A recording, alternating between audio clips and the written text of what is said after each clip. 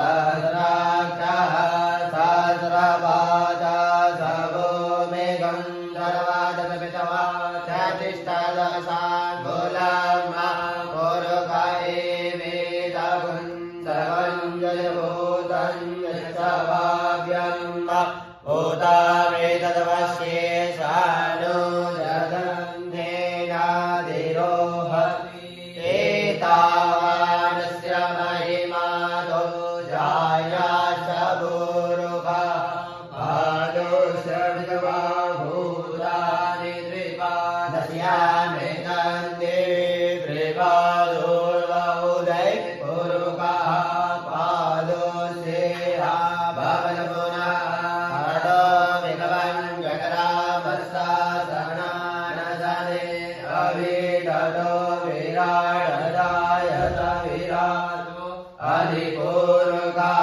सजातो अत्यविचरपश्चात् भूमिमतो पुरः दशमाद्यज्ञात् सर्वभूतः संवृतं मृगराज्यं वसुस्ताजगरे वायुव्यानारण्यगाम्याश्च दशमाद्यज्ञात् सर्वभूतारीशः सामानि यज्ञिरे छन्दागुंसे यज्ञिरे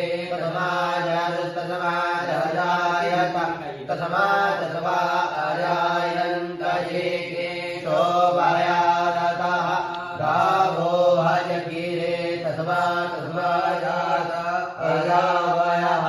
तं यज्ञं बर्हिः प्रोक्षं कुर्वन्नरमयतः तेन देवा अयजन्त साध्यादिकायश्चरे तत्पूर्वकं जलतो कथिताभ्यग्लवयन्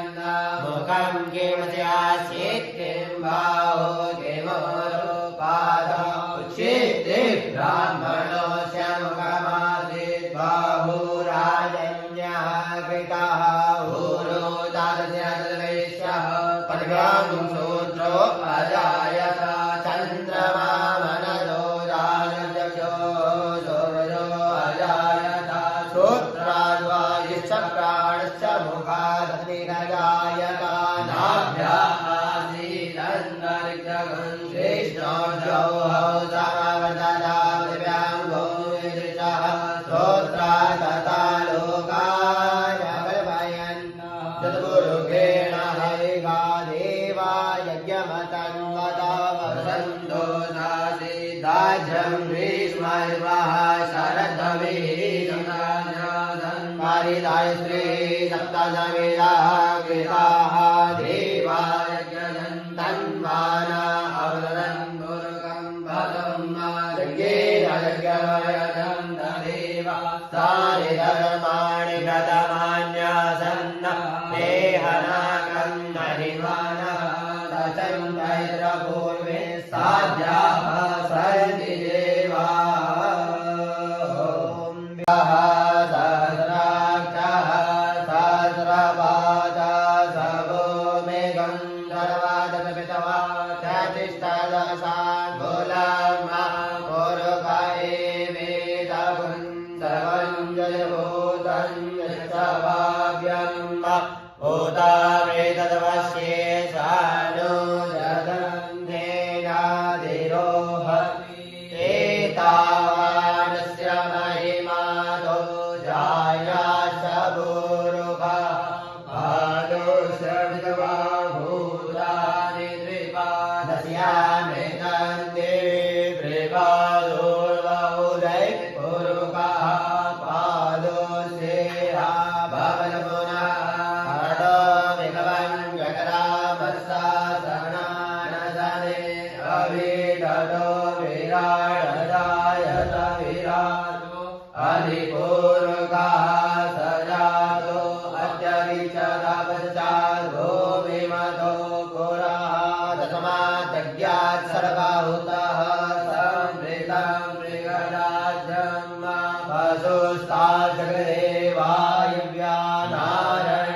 वायुव्यानारण्यगाम्याश्च तस्माद्यज्ञात् सर्वभूतारीशः सामानि यज्ञिरे छन्दागुंसे यज्ञिरे तस्मादजायत तस्मात् सवा अजायन्त ये शोभयादतः गावो हजगिरे तस्मात् जात अजावयः तं यज्ञं बर्हिः प्रोक्षन् पुरुषञ्जातः येन देवा अयजन्त साध्यादिकायुष्यरे तत्पुरुषं जनतो करिदाभ्यग्लवयन्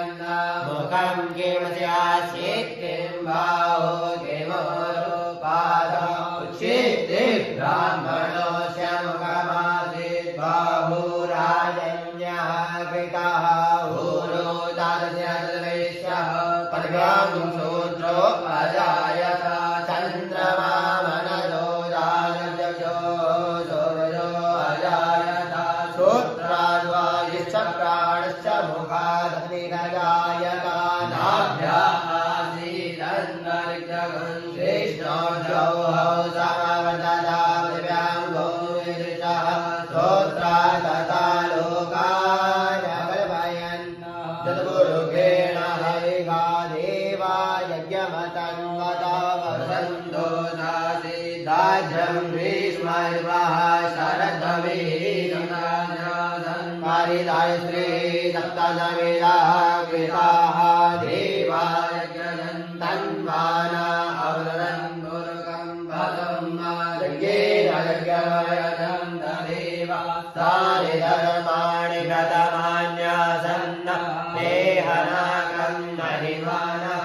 दशन्तैत्रपूर्वे साध्याः सन्ति देवाः सहस्राक्षः सहस्रपादा सवो मेघं सर्वादपितवा चतिष्ठदशान् गोलामा पुरुषायेवेदं सर्वं जयभूतं यशवाव्यं भूतामेतदवश्ये सानो जगन्धेनादिरोहति एतावानस्य महिमातो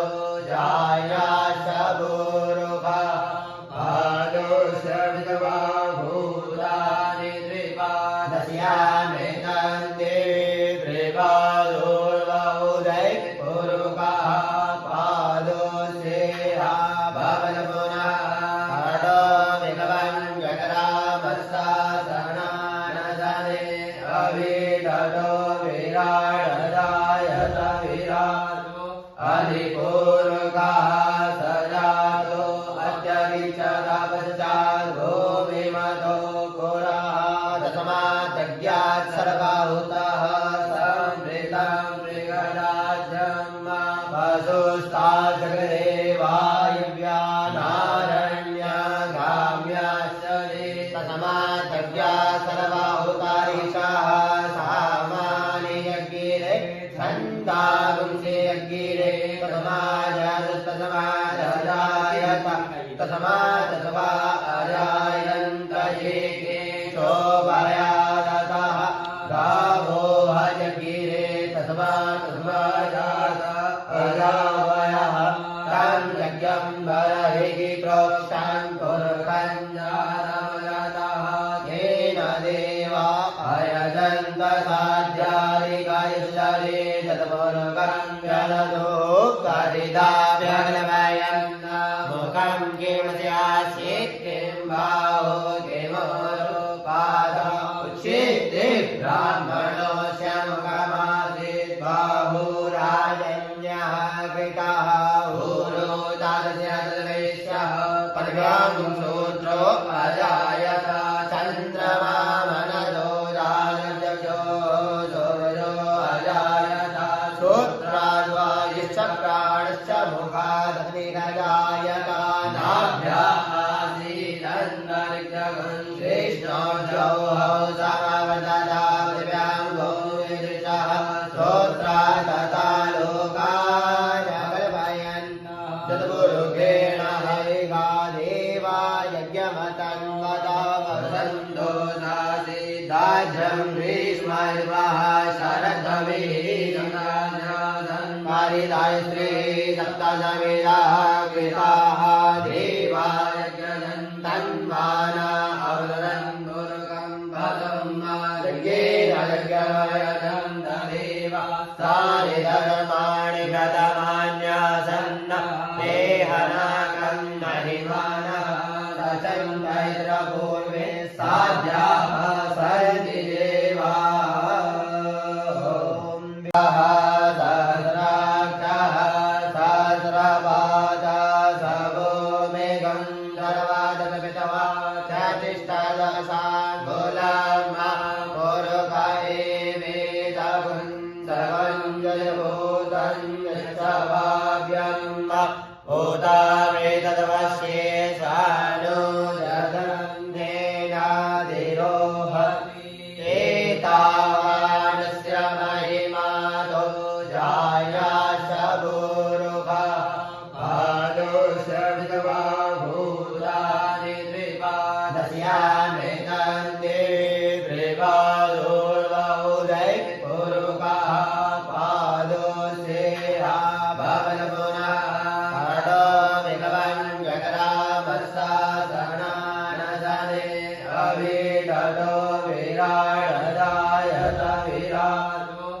अधिपूर्वकः सजातो अत्यविचतपश्चात् भूमिमतो पुरः दशमाद्यज्ञात् सर्वभूतः संवृतं मृगराज्यं पशुस्ताचक्रे वायुव्या नारण्यगाम्याश्च दशमाद्यज्ञात् सर्वभूतारीशः सामानि यज्ञिरे छन्दागुंसे यज्ञिरे तस्मादजायत अजायन्त ये शोभयादतः गावो हयगिरे तस्माजात अजावयः तं यज्ञं बर्हिः प्रोक्षं पुरुषञ्जातः तेन देवा अयजन्त साध्यादिकैश्वरे तत्पुरुषं जनतो गरिदाभ्यग्लमयम् मुखं किमस्यासीत् किं बाहो किमोरुपादः उच्यते ब्राह्मणोऽस्य मुखमासीत् बाहुराजन्यः कृतः ऊरो दास्य वैश्यः पद्भ्यां शूद्रो अजायत चन्द्रमा मनदो दानजो सूर्यो अजायत श्रोत्राद्वायुश्च प्राणश्च मुखादग्निरजायत नाभ्यासीदन्तरिक्षगं कृष्णोर्जौहौ समवददा दिव्याङ्गो विदृशः स्तोत्रादता लोकाय कल्पयन् चतुर्गेण हरिगा देवा यज्ञमतं वदा वसन्तो दासिदाज्यं ग्रीष्मर्वः शरद्भवेदाय श्री सप्तसमिदाः कृताः देवा यज्ञदन्तन्वाना अवदन् दुर्गं पदं यज्ञेन यज्ञमयनन्ददेवा तानि धर्माणि व्रतमान्यासन्न देहनाकं महिमानः दशन्तैत्रपूर्वे साध्याः सन्ति देवा सहस्राक्षः सहस्रपादः सबो मेघं सर्वादपितवा चतिष्ठदशाङ्गुलम् पुरुषाये वेदं सर्वं जयभूतं यच्छवाव्यम् भूतामेतद्वश्ये सानुजगन्धेनाधिरोहति एतावानस्य महिमातो जायाश्च भूरुभा भानुषविधवा भूतानि द्विपादस्यामेकन्दे त्रिपादोर्वौदै पुरुषः पादोस्येहा भवनपुनः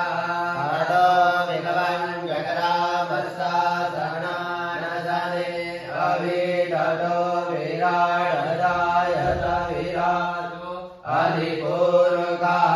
सजातो अत्यविचतपश्चात् भूमिमतो पुरः दशमाद्यज्ञात् सर्वभूतः संवृतं मृगराज्यं वसुस्ता जगदेवायव्या नारण्या गाम्याश्च तस्माद्यज्ञा सर्वाहुतारिषाः सामानि यज्ञिरे छन्दागुंसे यज्ञिरे तस्मादजायत तस्मादस्वा अजायन्तये शोभयादतः गावो हयज्ञिरे तस्माजात अजावयः तं यज्ञं बर्हिः प्रोक्षं कुर्वन्नारमयतः येन देवा अयजन्त साध्यादिकायश्चरे तत्पूर्वं जनतो करिदाभ्यग्लवयन् मुखं किं स्यासीत् किं बाहो किमोरुपादः उच्यते ब्राह्मणोऽस्य मुखमासीत् बाहुराजन्यः कृतः ऊरो तादृशः तद्वैश्यः पद्भ्यां शूद्रो अजायत चन्द्रमा मनदो राजजो सूर्यो अजायत श्रोत्राद्वायुश्च प्राणश्च मुखादग्निरजायत नाभ्याः आसीदन्तरिक्षगं कृष्णोर्जौः समवर्तता पृथिव्यां भूमिदृशः श्रोत्रादता लोकाय कल्पयन् चतुर्मुखेण हविगा देवा यज्ञमतं वदा वसन्तो दासिदाज्यं ग्रीष्मर्वः शरद्भवेरिदायस्त्री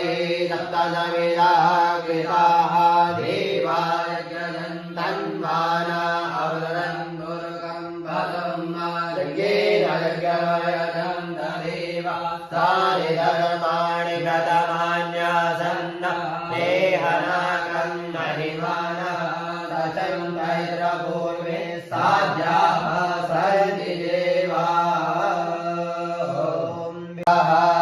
सहस्राक्षः सहस्रपादा सवो मेघं सर्वादपितवा चतिष्ठदशाङ्गुलं पुरुषे वेदं सर्वं जयभूतं यशवाव्यं भूतामेतद्वश्ये सानो जगन्धेनादिरोहति एतावानस्य महिमातो जायाश्च भूरुभा भागोऽस्य विधवा भूतानि त्रिपादस्यामेतं त्रिपादोर्वहुदै पुरुषः पादोऽस्येहा भवन पुनः हडोमिकवं जगरामस्सासनानसने अभिदतो विराडदायत विरातो अधिपूर्वकः सजातो अत्यविचतपश्चात् भूमिमतो पुरः तस्माद्यज्ञात् सर्वाहुतः संवृतं मृगराज्यं वसुस्ता जगदेवायव्या नारण्या गाम्याश्च तस्माद्यज्ञा सर्वाहुतारिषाः सामानि यज्ञिरे छन्दागुंसे यज्ञिरे तस्मादजायत तस्मादस्वा अजायन्तये शोभयादतः गावो हयज्ञिरे तस्माजात अजावयः तं यज्ञं बर्हिः प्रोक्षं कुर्वन्नारमयतः येन देवा अयजन्त साध्यादिकायश्चरे तत्पूर्वं जनतो करिदाभ्यग्लवयन् मुखं किं स्यासीत् किं बाहो किमोरुपादः उच्यते ब्राह्मणोऽस्य मुखमासीत् बाहुराजन्यः कृतः ऊरो तादृशः तद्वैश्यः पद्भ्यां शूद्रो अजायत चन्द्रमा मनदो राजजो सूर्यो अजायत श्रोत्राद्वायुश्च प्राणश्च मुखादग्निरजायत नाभ्याः आसीदन्तरिक्षगं कृष्णोर्जौः समवर्तता पृथिव्यां भूमिदृशः श्रोत्रादता लोकाय कल्पयन् चतुर्मुखेण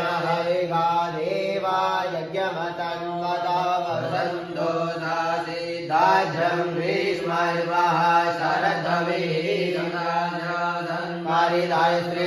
सप्तसवेदाः कृताः देवा यज्ञदन्तन्वाना अवदन् दुर्गं पदं यज्ञेन यज्ञमयजन्त देवा तानि धर्माणि व्रतमान्यासन्न देहनाकं महिमानः दशन्तैत्रपूर्वे साध्याः सन्ति देवा सहस्राक्षः सहस्रपादः सबो मेघं सर्वादपितवा चतिष्ठदशाङ्गुलम् पूर्वकाये वेदं सर्वं जयभूतं यच्छवाभ्यं भूतावेतदवश्ये सानुजगन्धेनाधिरोहति एतावानस्य महिमातो जायाश्च भूरुभा भागोश्रविदवा भूतानि त्रिपादस्यामेकन्दे त्रिपादोर्वौदै पूरुकः पादोस्येहा भवनपुनः खडो विभवन् जगरामर्षासनानसने अविदतो विराडदायत विराटो अधिपूर्वकः सजातो अत्यविचतपश्चात् भूमिमतो पुरः दशमाज्ञात् सर्वभूतः संवृतं मृगराज्यं वसुस्ताजगरे वायुव्यानारण्यगाम्याश्च दशमाज्ञात् सर्वभूतारीशः सामानि यज्ञिरे छन्दागुंसे यज्ञिरे तस्माजायत तस्मादसवा अजायन्त ये शोभयादतः गावो हयज्ञिरे तस्माजात अजावयः तं यज्ञं बर्हिः प्रोक्षं पुरुषञ्जातमजातः येन देवा अयजन्त साध्यादिकायश्चरे तत्पुरुषं जलतो गरिदाभ्यग्लमयं मुखं किमस्यासीत् किं बाहो किमोरुपादः उच्यते ब्राह्मणोऽस्य मुखमासीत् बाहुराजन्यः कृतः ऊरो तादृशः तद्वैश्यः पद्भ्यां सूत्रो अजायत चन्द्रमा मनदो दानजो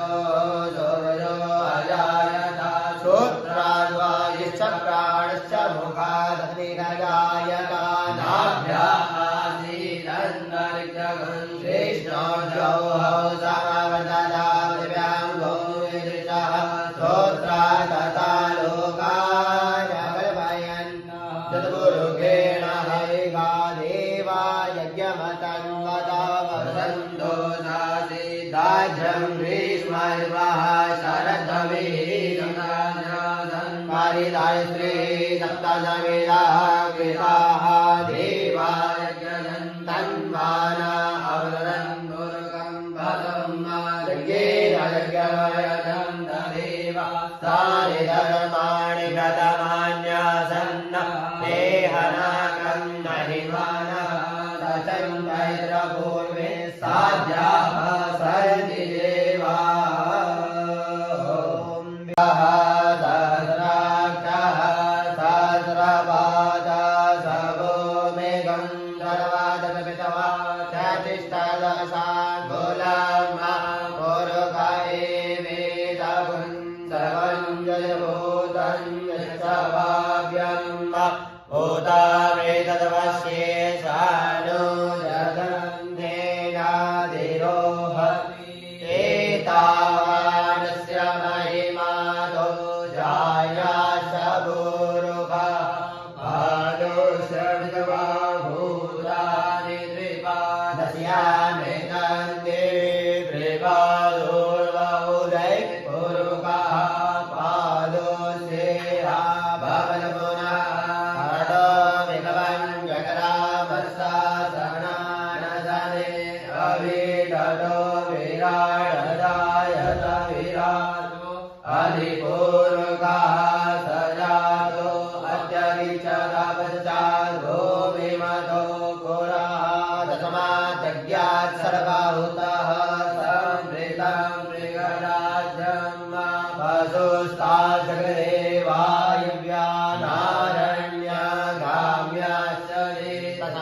तव्या सर्वाहुतारिषाः सामानि यज्ञिरे छन्दागुंसे यज्ञिरे तस्माजायत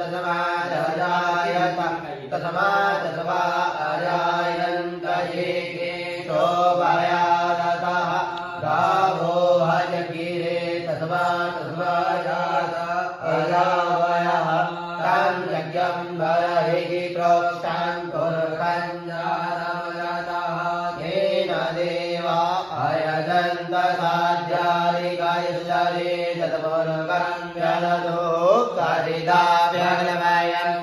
मुखं किं स्यासीत् किं बाहो किमोरुपादः उच्यते ब्राह्मणस्य मुखमासीत् बाहुराजन्यः कृतः ऊरोदास्य सर्वेश्यः पद्भ्यां शूद्रो अजायत चन्द्रमा मनदो दानजो सूर्यो अजायत श्रोत्राद्वायुश्च प्राणश्च मुखादग्निरजायत नाभ्यासीदन्तरिक्षगं कृष्णोर्जौहौ समवर्तता पृथिव्यां भूमिदृशः श्रोत्रा तथा लोकान् कल्पयन् चतुर्मुखेण हविषा देवा यज्ञमतं वदन्तो दासिदाज्यं ग्रीष्मर्वः शरद्भवेदायस्त्री सप्तदमिदाः कृताः देवा यज्ञजन्तन्वाना अवदन् दुर्गं पदं यज्ञेन यज्ञमयजन्त देवा सारिधर्माणि व्रतमान्यासन्न देहनाकं महिमानः दशं पूर्वे साध्या